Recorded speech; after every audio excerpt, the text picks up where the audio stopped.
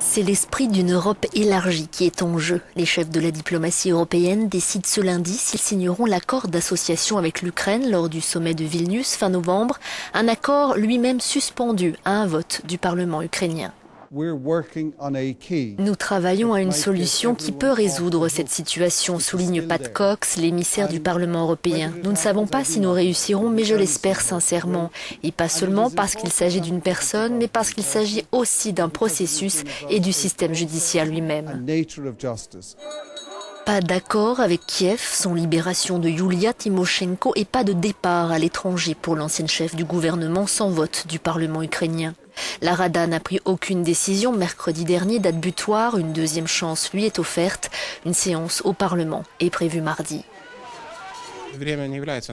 Le temps n'est pas notre allié, souligne le chef de la diplomatie lituanienne. Nous devons nous dépêcher pour ne pas manquer cette opportunité politique, d'autant plus que nous ne parlons pas de l'adhésion à l'Union européenne, mais d'une étape très importante. L'Ukraine est prise entre deux feux, son envie de se rapprocher de l'Occident et de ne pas se mettre à dos le voisin russe.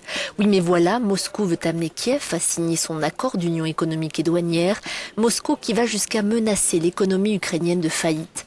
À Vilnius, différence de génération, différence de point de vue sur le sujet. Ce serait mieux pour l'Ukraine de signer un accord pour l'union douanière. Regardez la Lituanie, nous n'avons rien, tout est coupé.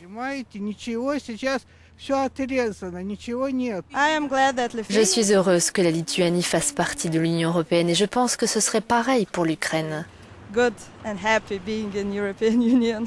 Les émissaires européens seront ce lundi en Ukraine et de prévenir un échec à Vilnius reporterait pour une durée indéterminée l'intégration européenne de Kiev.